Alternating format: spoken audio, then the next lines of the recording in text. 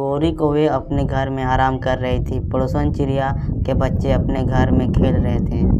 कालू, इस छोटी चिड़िया के बच्चे की चींचू बहुत तंग कर रहे हैं, मेरे कान फट रहे हैं, मैं अभी जाता हूँ और चिड़िया को समझा कर आता हूँ। कालू कौवा गुस्से में अपने घर से बाहर निकल जाता है। चिड़िया बाहर आओ, जल्दी बाहर आओ। डरती हुई छोटी चिड़िया घर से बाहर आती है। अपने बच्चों को चुप करवा लो, वरना मैं उन्हें हमेशा हमेशा के लिए चुप करवा दूंगा। चिड़िया कौवे को बहुत प्यार से समझाती है। कौवे भैया, ऊपर वाला आपको भी बच्चे दे। आप नहीं जानते हैं कि बच्चों से ही घर में खुशियाँ है, बच्चों से ही घर में रौनक होती है। आपके बच्चे नहीं है ना, इसीलिए गौरी को बच्चे बुरे लगते हैं। चिड़िया, मुझे शोषण देने की जरूरत नहीं है। कौवा अपने घर चला जाता है। बात तो चिड़िया की ठीक थी। गौरी, क्या बात यही है कि हमारे बच्चे नहीं हैं, इसीलिए हमें बच्चे बुरे लगते हैं। कालू, अगर मेरे बच्चे नहीं हैं तो इसमें मेरा क्या दोष है? मैंने यह कब कहा?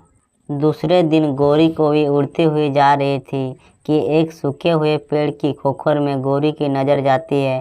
गौरी कौवी वहाँ जाती है। वहाँ एक उल्लू ने अपने घोंसलों को पक्षियों के टूटे हुए पंखों से सजाया हुआ था। गौरी कौवे वहाँ घोंसला बहुत अच्छा लगता है। उल्लू उल्लू, तुमने ये इतने सारे पक्षियों के पंख कहाँ से लिए? मैं दूसरे जंगल से छोटे बच्चों को किडनैप करता हूँ और उन्हें मारकर मांस खा लेता हूँ और उनके पंख अपने घोंसले में लगा लेता हूँ। मुझे तुम्हारा यह घोंसला बहुत अच्छा लगा। काश मेरा भी घोंसला ऐसे पंख से सजा हुआ होता। गौरी दाना ढूंढती है। ऐसे शाम हो जाते हैं और गौरी कौवी अपने घर चली जाती है।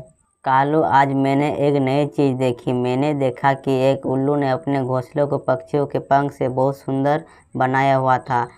इतने पंख कहाँ से लिए होंगे उस उल्लू ने?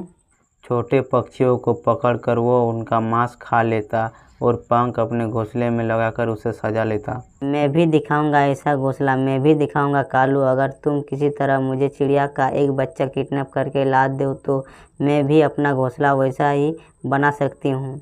बहुत सुंदर लगेगा हमारा घोंसला। तो फिर चिड़िया का बेटा लाओ या बेटी, जो भी मिल जाए, मेरा काम चल जाएगा। दूसरे दिन चिड़िया दाना लेने जाने की तैयारी करती है।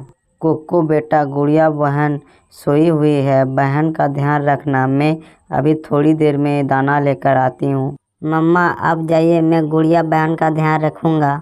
मम्मा चिड़िया चली जाती है। थोड़ी देर बाद कालू कौवा वहाँ आ जाता है। छोटे बच्चे, तुम्हारी चाची गौरी तुम्हें बुला रही है।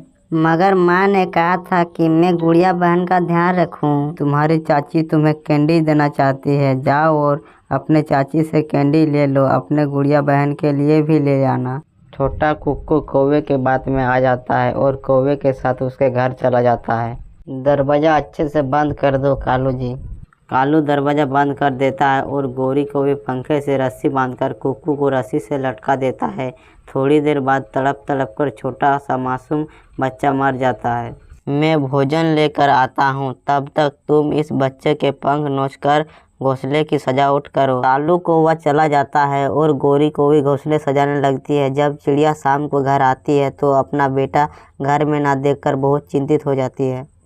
गुड़िया बेटी, आपका भाई कहाँ है? मम्मा, मैं तो सोई हुई थी, मुझे क्या मालूम, मैं समझी भाई आपके साथ गया होगा। मम्मा चिड़िया भागी भागी तोते के पास जाती है, मगर कुक्कू वहाँ भी नहीं था।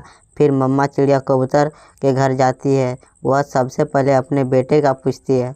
चिड़िया, कौवे के घर जाकर देखो, मुझे कौवे पर शक गुजर रही है। कबूतर भैया, तुम मेरे साथ चलो। कबूतर और चिड़िया कौवे के घर के चारों तरफ जाते हैं। जाओ जाओ, यहाँ कोई नहीं आया है। तुम हमें घर के अंदर तो जाने दो। एक बार कहा ना, यहाँ कोई नहीं आया है। चिड़िया दरवाज़ा खोलकर घर के अंदर घुस जाती है। कबूतर और कौवे भी पीछे ही चले आते हैं। गौरी के घोंसले में अपने बेटों के पंख लगे हुए देखकर चिड़िया रोने लगती है। मार दिया तुमने मेरे बेटे को, मार दिया अपना घोंसला सजाने के लिए। जालिम कौवे, मेरे बेटे की जान ले ली। अरे अरे चिड़िया, यह पंख तो मेरा कालू जी दूसरे जंगल से लाया था। एक माँ अपने बेटे की खुशबू पहचान सकती है, मैं अपने बेटे के पंख कैसे न पहचानूं? कि अगर आज तेरी कोई संतान होती तो तुझे मालूम होता कि संतान का दुख क्या होता है। जो तुमने मेरे साथ किया वो अगर तेरे साथ होता तो फिर तुम्हें मालूम होता। चिड़िया दुख मन के साथ अपने घर चली जाती है। दिन गुजरते गए, समय बीतता गया और फिर एक दिन गौरी कौवी भी माँ बन जाती है। उसके अंडे से एक छोटा सा बेटा कौवा निकलता है, जिसे देखकर गौरी कौवे और कालू को संतान की मोहब्बत का एहसास होता है। कालू जी, मेरा बच्चा तो बहुत सुंदर है। यह बच्चा तो हम दोनों से ज़्यादा सुंदर है, मेरी जान है। इस बच्चे में गौरी, आज मुझे एहसास हुआ, चिड़िया ने ठीक ही कहा था। संतान के प्यार का पता तभी चलता है जब अपने बच्चे हो। मैं अभी अपने बेटे के लिए मीठा फल लेकर आता हूँ। कौवा अपने बेटे के लिए मीठे मीठे फल लाता है। कौवा अपने बेटे को अपने ऊपर बैठाकर जंगल की सैर करवाता है। कौवी और कौवा बहुत खुश थे। मगर एक दिन जब कौवा और कौवी अपने घर लौटकर आते हैं तो उनका बेटा घर में नहीं था। गौरी की तो जान ही निकल जाती है। कालू कालू, मेरा बेटा कहाँ है? मेरे बेटे के 2 पंख पड़े हैं यहाँ, वह कहाँ जा सकता है? कुछ सोचकर गौरी कौवी जल्दी से उड़ती है और कालू भी गौरी के पीछे पीछे ही उड़ता है। गौरी सीधे उस उल्लू के घोंसले में जाती है जो छोटे पक्षियों के पंख लगाकर अपना घोंसला सजाया करता था, और आज वह अपने घोंसले को काले रंग के पंख से सजा रहा था।